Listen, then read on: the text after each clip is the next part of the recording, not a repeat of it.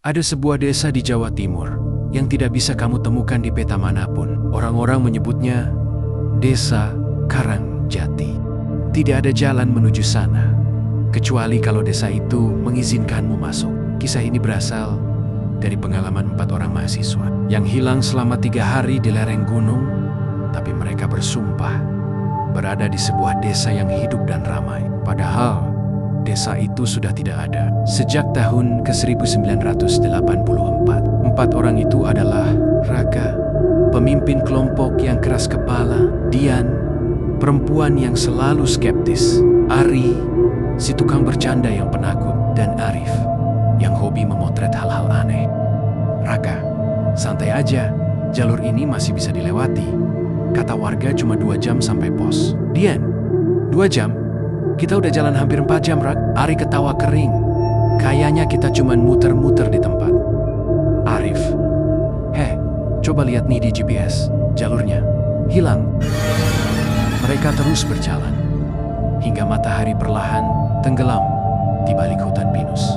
Saat malam mulai turun, kabut tebal menutupi jalan. Tapi dari kejauhan terlihat cahaya lampu dan samar-samar terdengar suara gamelan. Ari senang.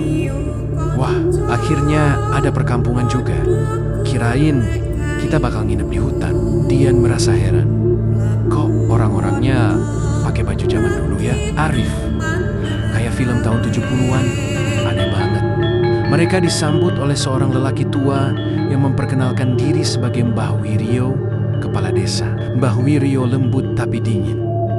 Selamat datang anak muda. Desa kami jarang dikunjungi. Silakan menginap di balai desa. Besok pagi baru pulang. Mereka setuju. Tapi malam itu Ari terbangun karena mendengar langkah kaki di luar balai. Suara itu berhenti tepat di depan pintu. Ari berbisik, "Rak, lo denger gak? Ada yang jalan di luar." Raka, mungkin warga ronda." Ari panik. "Enggak." Suaranya kayak diseret. Langkah berat, suara seret kain.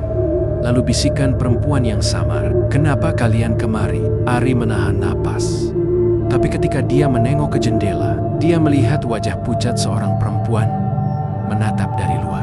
Matanya kosong dan tubuhnya separuh terbakar. Keesokan paginya, mereka mendapati desa itu ramai. Tapi tak ada suara burung, tak ada anak kecil, tak ada hewan. Hanya penduduk yang terus tersenyum.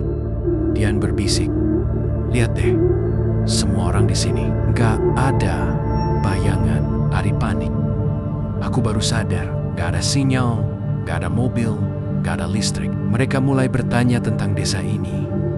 Tapi setiap orang menjawab hal yang sama. Ini Karangjati, tempat yang diberkati.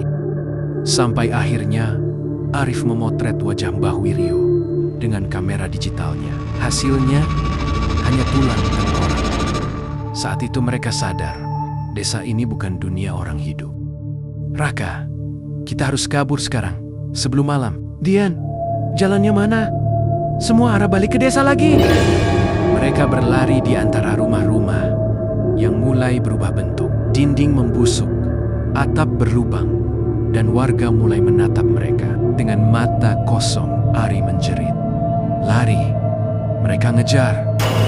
Mereka akhirnya melihat jalan setapak ke hutan, tapi hanya 3 yang berhasil keluar. Arif tertinggal.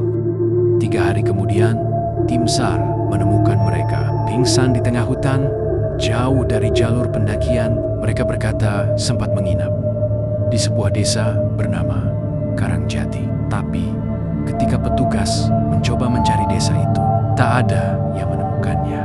Karangjati terbakar habis 30 tahun lalu. Semua penduduknya meninggal terbakar di dalam rumah masing-masing. Dan malam itu, saat mereka kembali ke rumah masing-masing, Ari membuka kameranya. Di foto terakhir Arif, ada 4 orang berdiri di depan balai desa. Dan di belakang mereka terlihat Mbah Wiryo tersenyum.